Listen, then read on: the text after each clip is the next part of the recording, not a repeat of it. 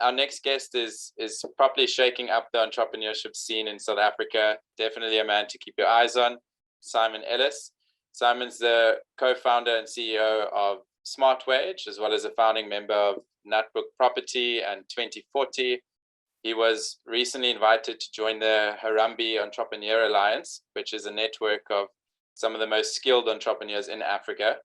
Simon, it's an absolute pleasure to have you with us, and I'm excited for you to share a bit of your story and some of your insights on entrepreneurship. It's good to know that I'm the oldest person, oldest at being 30 here, but very excited. Thank you.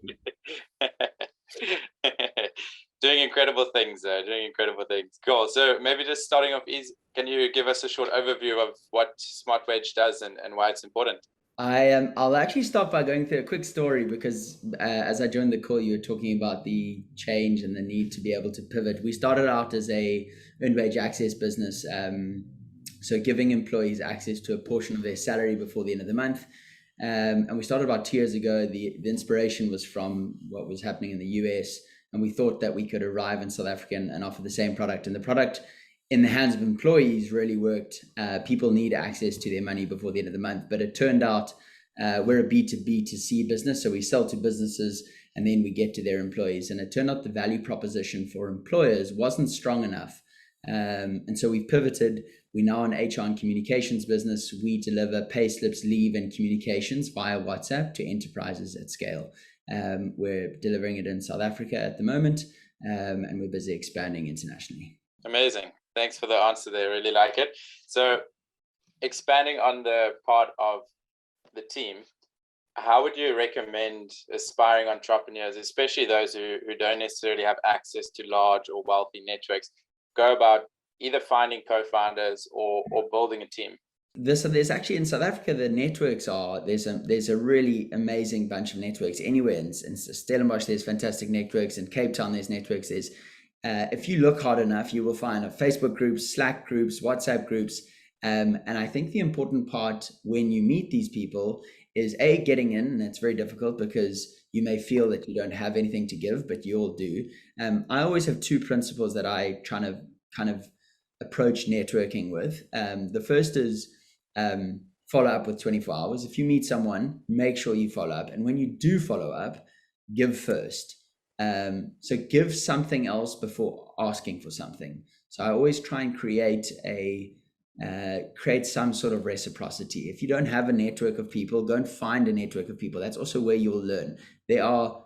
You could ask this call for, does anyone have a network? And I'm sure you will get 10 WhatsApp groups and 10 Slack groups and 10 Facebook groups. And then there's your starting point. And off the back of that, it'll take you down many rabbit holes to get to where you need to be. You've also got to invest the time in doing it. It doesn't happen overnight. I've been in London for 7 years, but been actively working on the network literally since I got here.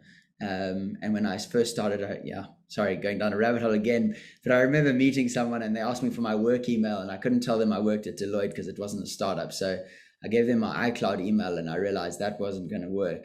But you kind of have to start, right? You've just got to go down the process and meet these people and try and give something to them. I didn't have much to give in the beginning, but there are things to give. And as soon as you start giving, you create this cycle of reciprocity. Cool. I completely agree with that. I remember when I first started, actually, I had a big Excel spreadsheet, and after every meeting or event, I would come home and kind of populate the spreadsheet and just make a note of who the person was and where I met them, so that you have that in the future. I mean, occasionally it would be 2 or 3 years down the line, and I'll just pop it up and be like, I swear I met that person somewhere, and pull it up on there again. So definitely an interesting approach to it. So I know the 𝗏𝗏𝗏𝗏𝗏 team has grown to about 25 people, if I'm correct, and curious to hear some of your thoughts on leadership. Are there any major principles or values which you consciously practice in order to lead your team effectively? The biggest one, we've got principles as a business, but the biggest one is no ego. If we have ego, anyone who has ego in our team, well, typically they don't make it into the team, but if they do get an ego in the team, we try and squash it quite quickly. No, we're all learning, we're all trying to figure it out. Anyone that tells you that they've figured it out is lying. No one has figured it out. And I think making sure that you sort of approach leadership and entrepreneurship and then whatever you're doing with an open mind, with the ability to learn, I think is critical.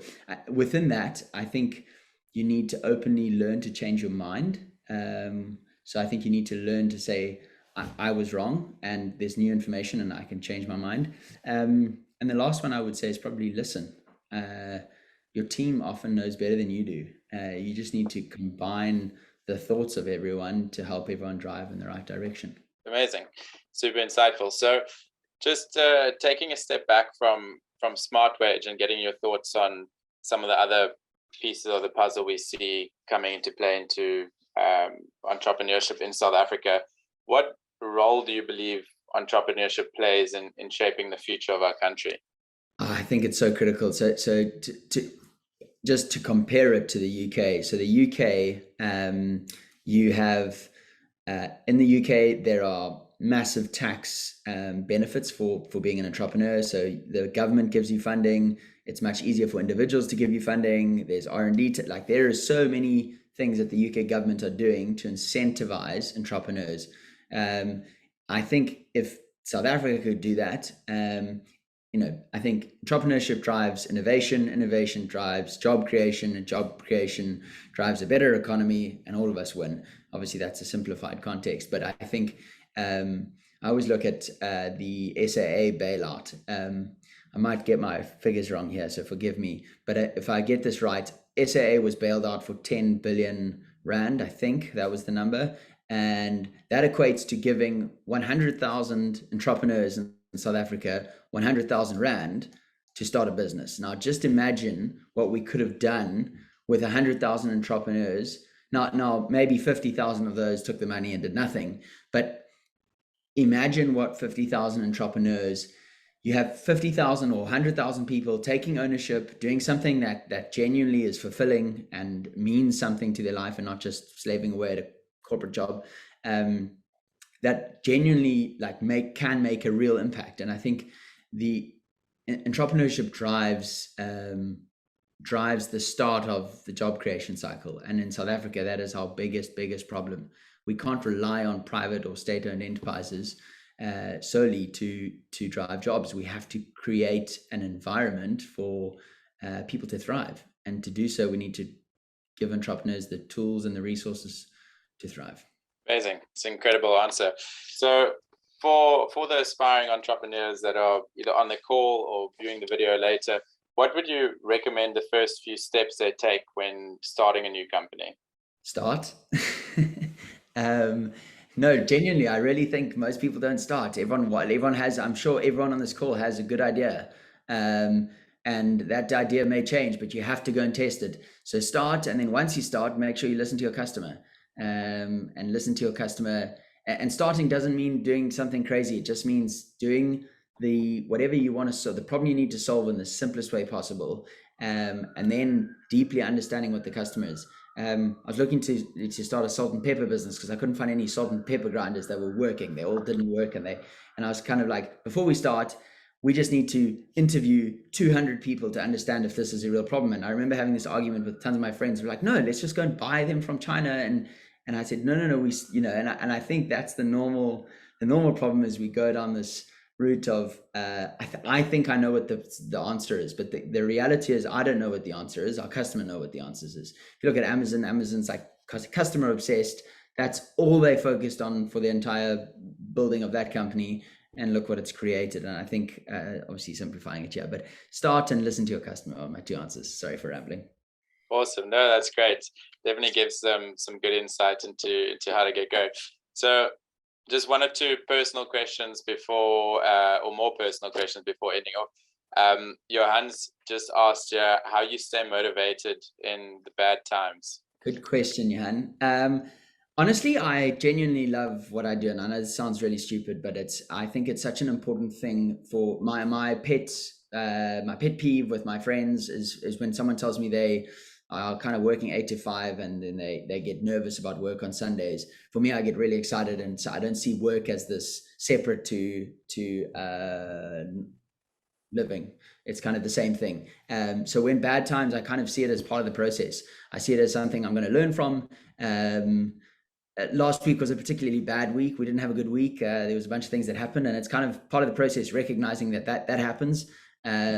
Yesterday we had a particularly good day, and it was just one of those days that you kind of go through. And I think if you love what you do and you can find people that you like doing it with, the bad times really aren't that bad. They just kind of, you recognize them, we have a bit of a laugh about it and move on. It's part of the process. Yeah, no, I definitely agree with you there. I mean, obviously being an entrepreneur and being in a startup is a roller coaster at the best of times. And I think one of the most important things is also to not kind of shun away the bad times. And when you are going through one, actually acknowledge it, be conscious of it, be aware of it, feel those bad feelings for the time that it lasts. You don't necessarily need to get too caught up in it, but acknowledge it, learn from it, and then move on, because there is going to be a great day just around the corner. So you just have to kind of keep going until that next win and that next success comes, and then celebrate that, and you'll likely forget about the bad time.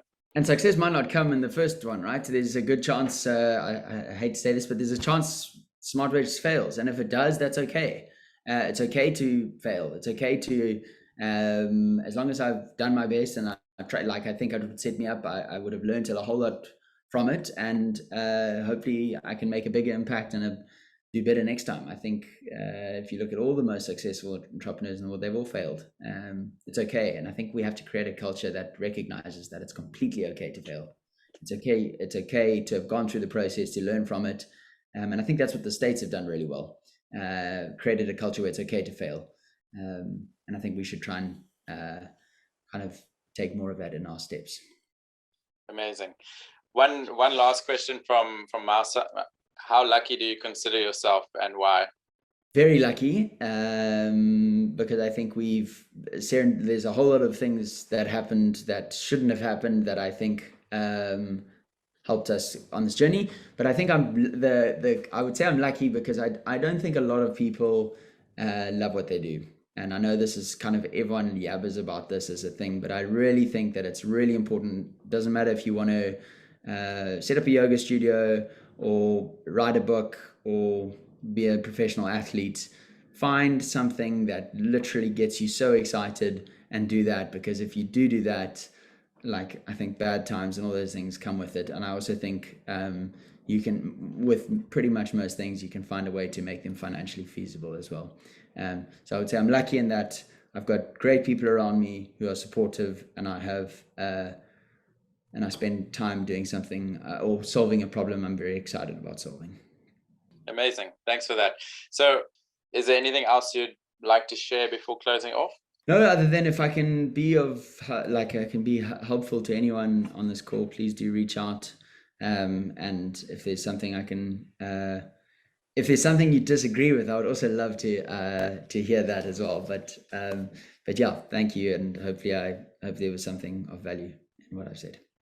Yeah, definitely lots of value there, lots of golden nuggets. I love the fact that you're still open to to criticism, even from the people that are tuned in, inviting them to get in touch and share their opinions, let them know if they think you're wrong with anything. It's a great characteristic to have.